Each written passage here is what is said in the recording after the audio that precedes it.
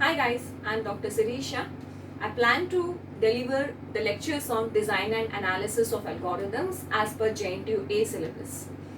The first topic I want to deliver is algorithm. What is algorithm? So, first we'll see the first topic of the JNTU syllabus, that is what is algorithm.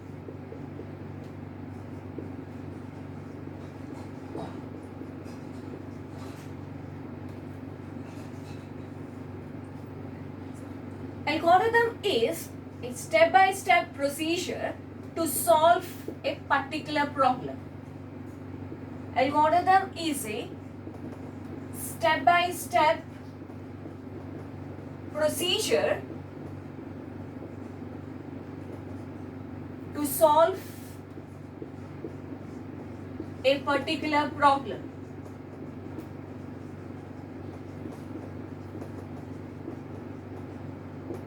So if you have a problem, that problem solution you are giving it a step by step in a simple English language, that we are calling it as a algorithm.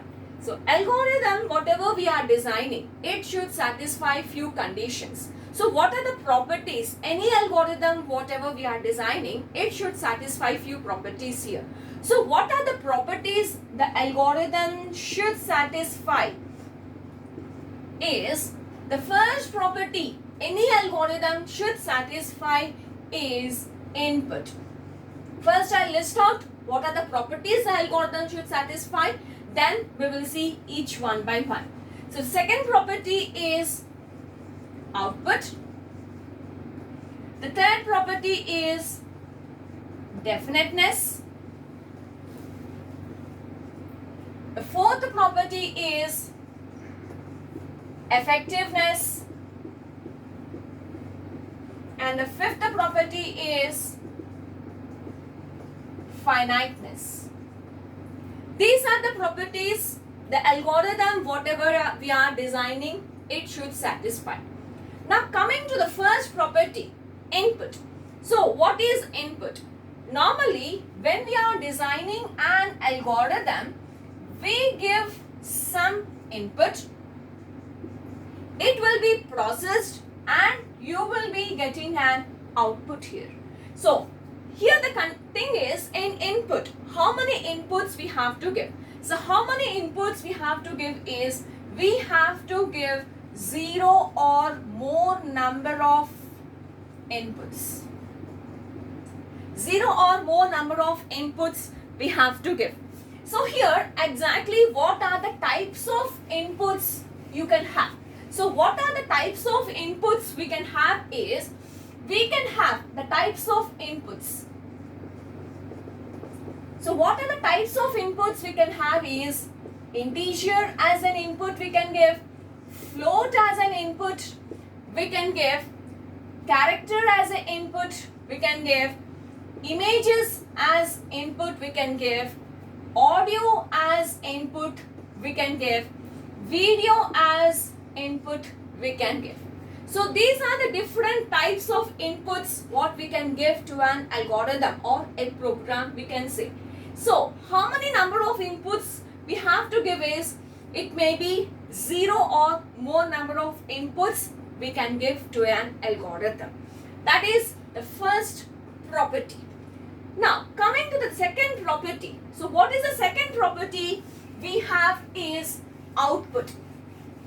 So output is the second property what we have. Any algorithm, whatever we are designing, that algorithm should produce an output.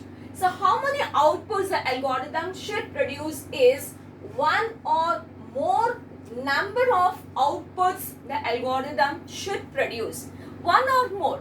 If the algorithm is not producing an output, it is a waste to write an algorithm. So algorithm should produce 1 or more number of outputs. Again, what type of outputs we can have?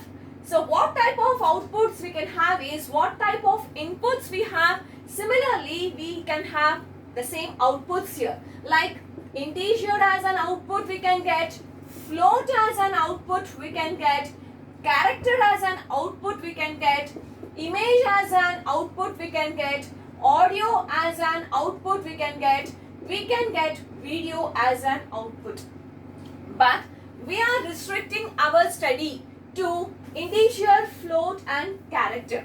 We are not seeing about images, audio and video. But we can have the input and output of this category also. So input is 0 or more. Coming to output, it is 1 or more output what we have. That is the second property it should satisfy. Now coming to the third property. The third property is definiteness. The third property the algorithm should satisfy is definiteness. So definiteness, what is the meaning of definiteness is, so as we know the algorithm is a step by step. So whatever the steps you are writing in the algorithm, each step should be precise, or the other word we can say is clear, or we can say it should be unambiguous. Whatever the steps you are writing, each and every step should be very precise, or the other meaning for precise is clear and unambiguous. So what is this precise and what is this unambiguous? So what is the meaning of that is, first I'll give an example here. You have like 2 plus 3 into 4. This is the equation what we have. So here we can have two outputs here. What are the two outputs we can have? 2 plus 3, 5. So 5 into 4, 20 is one output we can get, or the other output is 3 into 4, 12. 12 plus 2 is 14. So two outputs we can get here. So here it is leading to a confusion. So to avoid this, what we have to do is we have to use a parenthesis wherever it is required. So for example, if I use a parenthesis here, then I don't have any confusion. So what is my answer now? So 2 plus 3 is 5. So 5 into 4 is 20. So 20 is the answer. So when we are writing anything, it should be very clear. It should not lead to any confusion. This is one example. Or the other example is, we should not write a statements like add 6 or 7 to x. These type of statements are also not allowed. Why it is not allowed is, we are having a confusion. We are saying here we are adding 6 or 7 to x. Exactly which one we are adding? So it is also a leading to confusion. So these type of statements are also not allowed when you are writing an algorithm.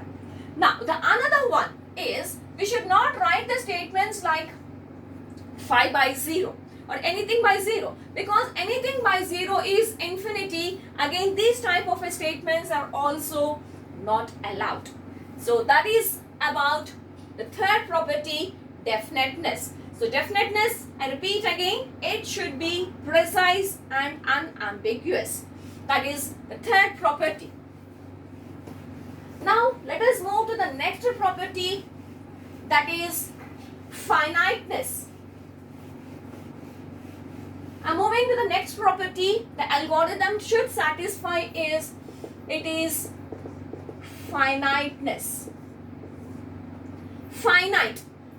Finiteness opposite is infiniteness. So whatever the algorithm we are designing, that algorithm should be terminated after a particular period of time. Should be terminated. Should be terminated after a particular period of time. Period of time. It should not go into an infinite loop. So we should see that the algorithm is terminating after a particular period of time. It is not going into an infinite loop. That is finiteness. Now the another one, the last property, what do we have is effectiveness. So this is the last property the algorithm should satisfy. What is this effectiveness is, whatever the step you are writing in the algorithm, it should be very basic. Should be very basic, such a way that you should be in a position to trace.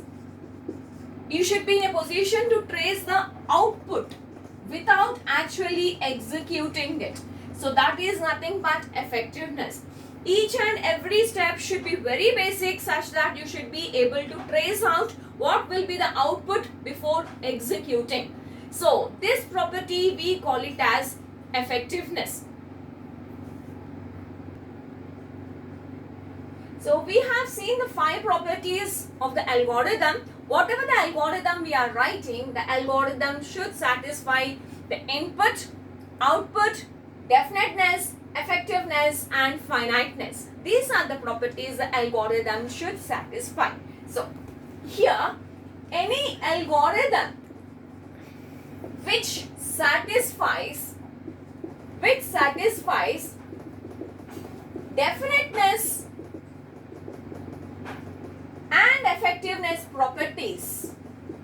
definiteness and effectiveness properties, you call that algorithm as computational procedure.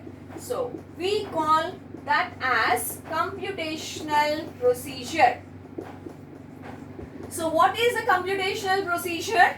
Any algorithm which is satisfying the properties of definiteness and effectiveness, these two properties, if an algorithm is satisfying that property, we call it as a computational procedure. Now, as I said, the algorithm should be finite. Algorithm should be finite. It should be terminated after a particular period of time. But here we have an example of an operating system. Here we have an example of an operating system. Algorithm, program, interchangeably we will be using the words. Now coming to the operating system program, the operating system program is a program which is not terminated at all. Which is not terminated at all. So what is the work of operating system is to schedule the jobs. To schedule the jobs, the operating system work is, the operating system will be checking which job should be given to the processor, then which job. So that is the work of the operating system. So operating system is an interface between a user and the hardware. The work of the operating system is to schedule the jobs here. So here, if no jobs are available,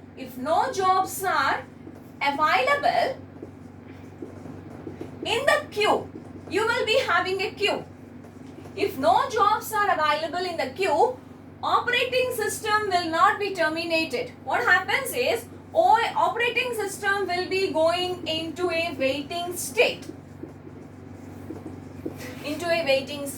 So this is the example, an algorithm or a program which is not satisfying the property of definiteness. So these are the properties of the algorithm which are satisfying, and I have given you about the computational procedure, and I have given you an example, the operating system which is not satisfying the properties of the definiteness. Yeah, now we have seen what is an algorithm, what are the properties the algorithm should satisfy. So now I'll give you a small example, then we will see whether the algorithm what we have designed is satisfied the properties or not. So I'll write a simple example here. Algorithm. I'm writing an example for sum of numbers in an array. So sum of a comma n, and I'll take sum equal to 0 for I equal to 1 to n 2, sum equal to sum plus a of I, and return sum. So this is the simple algorithm what I have taken. Now let us check it whether this algorithm is satisfying the properties of the algorithm or not. Now what is the first property you have here? The first property is input. Now is this algorithm having inputs? Yes. What are the inputs you have? We have two inputs here. The two inputs you have is one is an array and another one is the size of the array. These are the two inputs what do we have. And the second input is n here. So two inputs we have for this algorithm. One is array A and another input we have is n. Now coming to the output. The second property of the algorithm is output. Is this algorithm producing output or not? Let us check it now. Is this producing output? Yes, it is producing the output sum. So sum. It is producing the output. So the second property is satisfied. Now what is the third property we have? The third property we have is definiteness. So according to the definiteness meaning, each and every step should be clear and it should be precise, no ambiguity. So if you see here the step by step, sum equal to 0, we don't have any confusion. Here we have is a for loop, it is also clear. We are adding here, this step is also clear and we are returning sum. So each and every step whatever you have written, it is clear. That means it is satisfying the property of definiteness. Now coming to the fourth property. The fourth property is finiteness. Finiteness. So finiteness, each and like whatever the algorithm we have designed, that should be terminated after a particular period of time. Let us check it whether it will be terminated or not. So here if you see sum equal to 0, for loop if you see the for loop you have is up to n. So if you give for n equal to 3, this particular loop will be executed for 3 times. That means after 3 iterations, this particular algorithm will be terminated. That means it is satisfying the property of finiteness. Now what is the fifth property? You have effectiveness. So effectiveness is the fifth property. Effectiveness is each and every step should be very simple so that you can be traced out here. So is it effective or not? Let us go with the tracing and check here. I'll go with the tracing and we will see whether it is effective or not. Here I will take an example n equal to 3 and I will take the array here as 3, 4, 5. These are the elements what do we have in the array.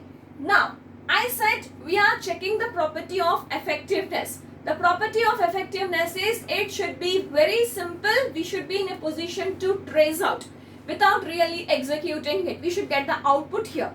So what is the first step you have? The sum equal to 0 you have. Now I equal to 1 to n. I equal to 1 to 3. N equal to 3. Now I am substituting I equal to 1. The first iteration we are starting here. So if I substitute I equal to 1, that is we will be getting a sum equal to sum plus a of 0. So what is the sum value? 0 plus a of 1. A of 1. Let us take this as 1, 2, 3. The index is starting from 1 I am assuming here. That is 0 plus what is a of 1 value? 3, 3. So you are getting sum equal to 3. That is the first iteration. Now the I value will be incremented. So I value is incremented. You will get sum equal to what is the previous sum value? 3 plus a of 2. What 3 plus a of 2 value is 4.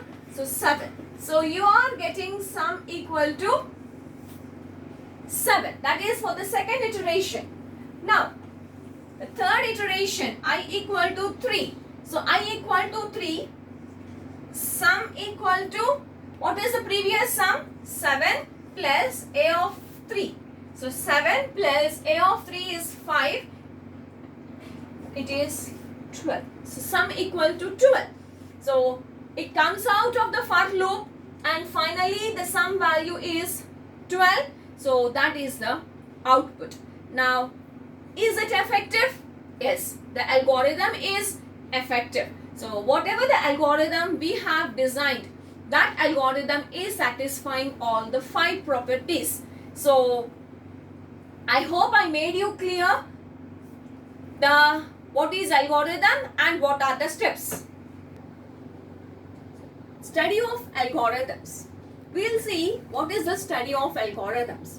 We have the few steps here about in the study of algorithms. So what is the first step you have is how to devise algorithm. The second one you have is how to validate algorithm. The next one is how to analyze the algorithm. The fourth one is how to test a program. These are the 4 steps what we have in the study of algorithm. So coming to the first step, how to devise an algorithm. So this for devising an algorithm, we have different methods here. So what are the different methods you have for devising an algorithm is, we have the methods like divide and conquer. We have greedy method, dynamic programming, etc. So as we proceed, we will be seeing about each and every method here. So these are the different methods we have for devising an algorithm. That is the first step. Now coming to the next step, how to validate an algorithm. So in the first step, we have decided which method we have to choose. Okay, for example, I have considered the divide and conquer method and I have devised an algorithm. Now the second step is, my algorithm is ready, I have to go for validation. Validation is nothing but checking whether the algorithm is working correctly or not. So you are checking or verifying the algorithm is working correctly or not. That is nothing but validation. If you have any errors, once again we have to rewrite the algorithm here. If it is working fine, if it is working correctly, then what we have to do is, the next phase begins here, you have to write a program. If the algorithm is working correctly, then we have to write the program. Then the third step begins here. What is the third step we have is analyzing an algorithm. So this step is very important. Analyzing algorithm is very important because the complete subject, design and analysis of algorithm, is related to analyzing. So what do we do in analysis is, or analyze is, we will be finding out the 2 things here. One is space and another one is time. Here you will be calculating, after writing the program, what you will do here is, you are going for analyzing. So what analyzation we will do? What analyzation we will do is, we will be finding out how much space it is occupied in the memory and how much time it is taken for execution by the processor. That is the thing what we will be doing in the third step, analysis. So for this we require a more mathematical knowledge for finding out the space and the time here. So throughout the syllabus we will be discussing about these 2 things here. Now coming to the next one, that is the 4th step. After going with the analysis, the next what we have to do is, we have to test a program. So for testing a program, testing is nothing but whether it is working correctly or not. So how to test a program? For that we have 2 methods. One we call it as a profiling and another one we call it as a debugging. These are the 2 ways we have for testing a program. So that's all. This is about the algorithm, the steps, the properties, what the algorithm should satisfy, and about the study of algorithm. So I hope I made you clear. So in the next video, we'll continue with the next topic. Thank you.